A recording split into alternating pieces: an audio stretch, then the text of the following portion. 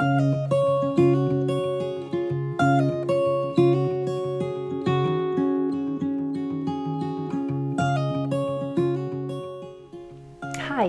in this lesson I'm going to be showing you how to sharpen the V-Chisel. Now it's probably one of the most difficult tools to sharpen because it actually is like sharpening three different tools.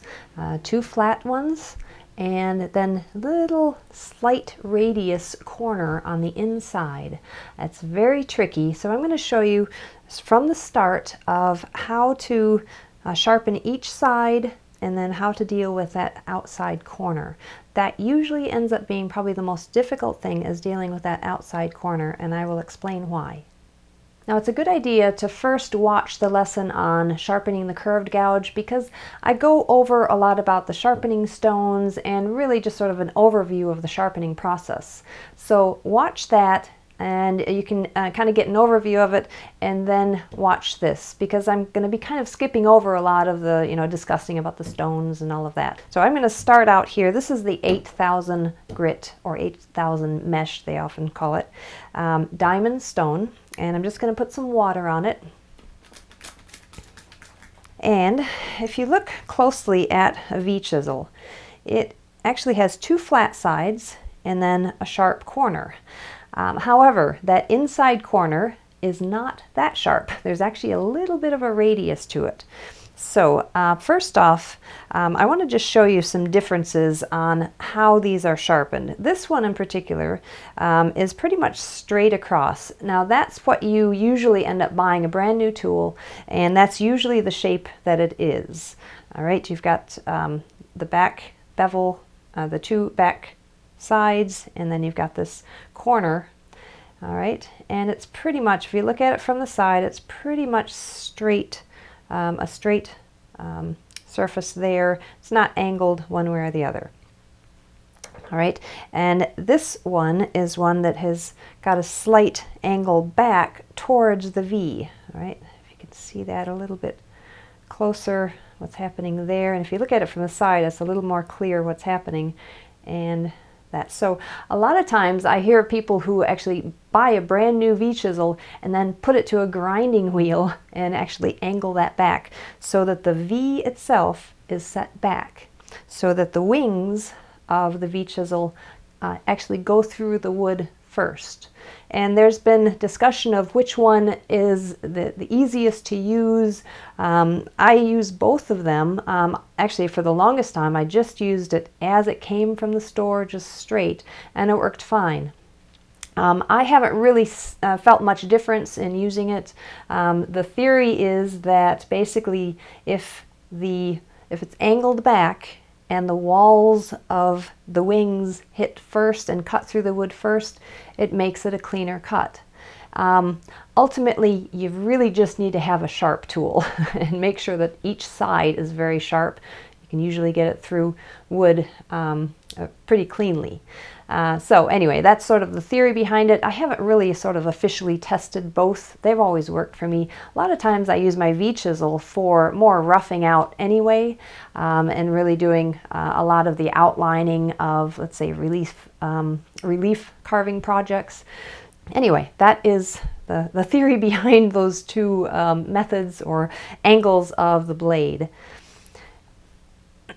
Now the technique of sharpening it is pretty much the same, and so what it is, I've repositioned the sharpening stone perpendicular to the edge of the bench. Okay, and this is really, you can use whatever technique you use for sharpening flat chisels. This is just the technique that I use. You can rock it till you feel the flat. Now this is also where you can take your Sharpie and just draw. Just cover the back surface, and just to make sure that it is in the right position. One of the most difficult parts about sharpening a V-Chisel is making sure that every time you put it back on the stone, it's not creating a bunch of different bevels. You want to really keep it very flat, so pretty much from that point all the way to the tip is a nice flat surface. And so when you sort of lift it off the stone and look at it and lift it and look at it, it's very easy to let it go at a different angle, or let a different pressure onto the stone, and then it starts sort of repositioning that bevel and having a lot of different bevels. So it's important to really make sure you're locked, your wrist is locked, the angle is locked. And so what I'm going to do is start moving forward, and I'm actually pressing on the forward and back stroke, just simply because this is a diamond stone and there's really not the issue of having any sort of roughness on the stone itself. Now, if I was using something that maybe had a rough surface, I would very lightly go forward and then put the pressure going back.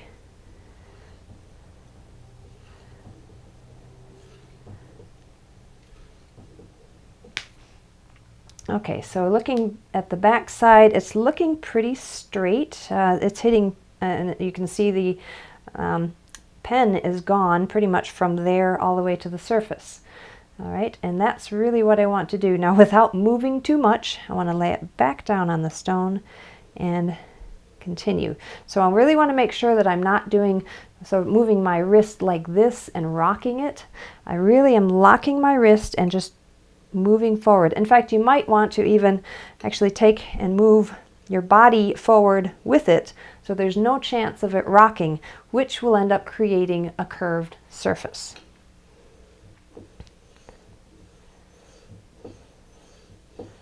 Okay, and once you're confident that you've got it in the right position, then you can put a lot of pressure on it. And this is actually can end up being kind of a sharp edge, so maybe put a cloth or something, or a piece of leather, and you can really put some pressure on that.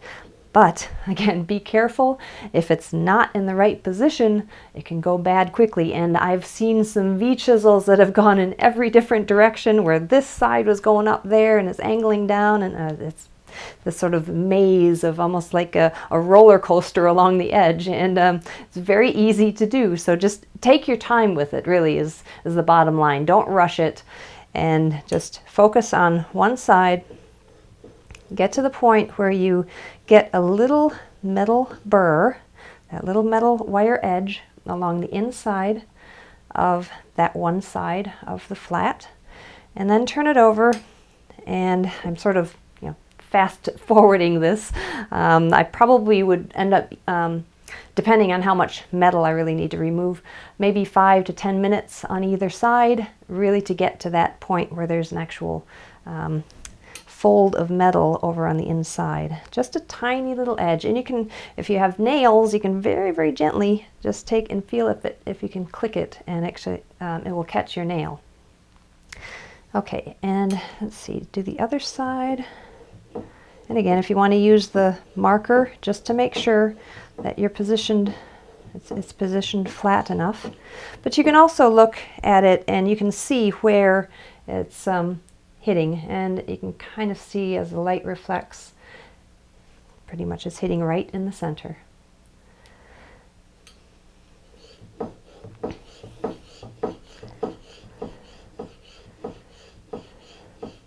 Now, a trick so that it doesn't sort of swing like this and it doesn't move is use like one of those drawer mats that you put into kitchen cabinets, that sort of spongy mat, and just put it on the floor. It's very easy to do. I just can't seem to locate mine right now. Or clamp it on either side, because it's really not a good idea for it to sort of move as you go. And it's just rocking a little bit and making that little clicking noise. All right, you do that until you get a little wire edge along the inside of both of the sides. Dave Riley, who is the one who makes my steel and brass mallets for me, he actually designed and carved this. It's a large prototype of a V-chisel, so you can kind of get an idea of what's actually happening. All right, so this side is basically what happens after you take a flat side and a flat side, and what happens, this is where the issue comes in, is you have a flat side, and which creates a sharp corner on the outside. And if you look closely at your V-chisel, I say most of the time, because there's always those exceptions, but most of the time the inside of the V-Chisel has got a slight radius. All right, that's just like that. It actually clears the wood a little bit better. All right, so as a result of that, you've got a nice curve on the inside, you've got a sharp point on the outside, and as a result, it actually creates a sharp point sticking out there, which really makes it hard to push that tool through the wood. So the trick then is to take this outside corner and round that off, basically sharpening it like it's a tiny little gouge, round this part off so that it matches the inside radius. And so let me just show you how to do that. So in order to do this, you can actually look sideways at it and make sure that it hits this whole flat area from the base to the tip. All right, it's very easy to get a little impatient and lift it up a little too high just to deal with the corner, but you don't want to do that because then it's going to end up rounding that outside corner. It'll create a curve right here, and you want to have that as flat as possible. All right, so no taking shortcuts. So try to get that whole rounded area, that whole outside corner rounded. And see what I'm doing? I'm just taking and just very lightly going and sharpening it as if it was a curved gouge.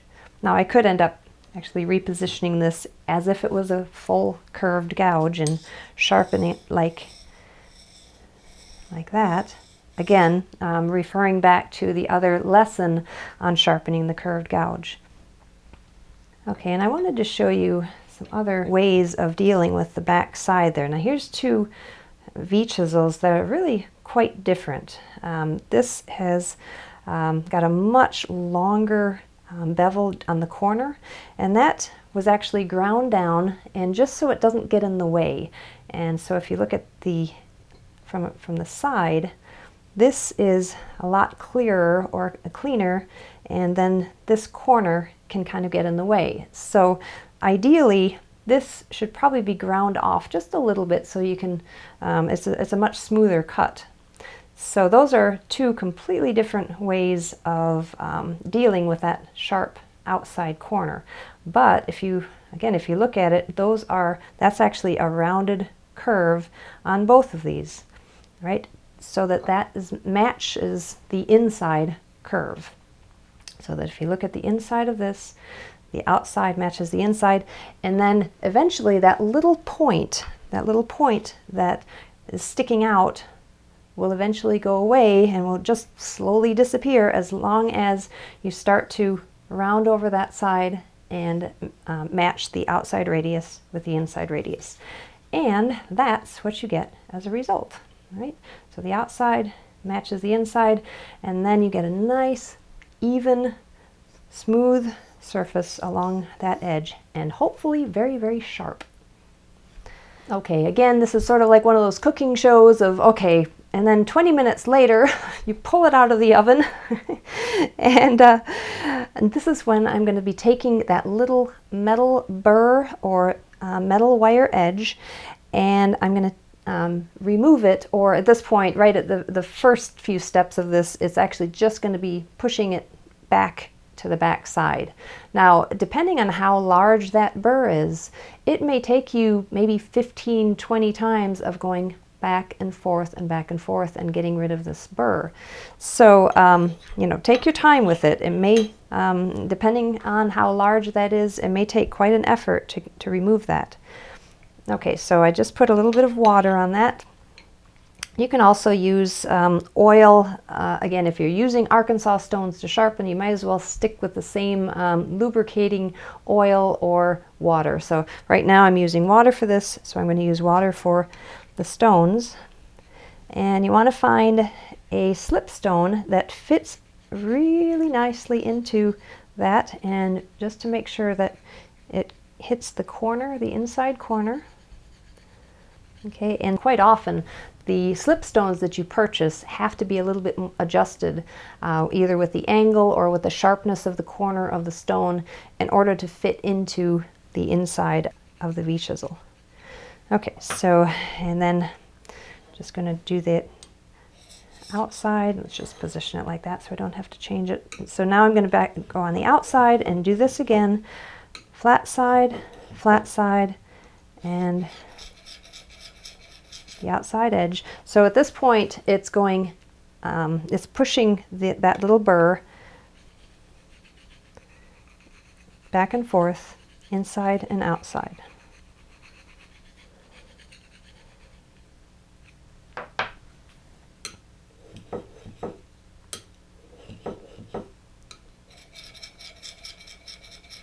Just a slight rotation.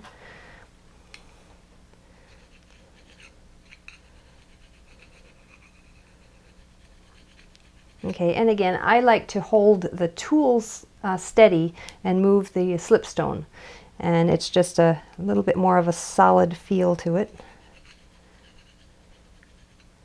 Okay, and again, you do that then until that little burr completely is removed from the edge. And then, last but not least, is using the strop.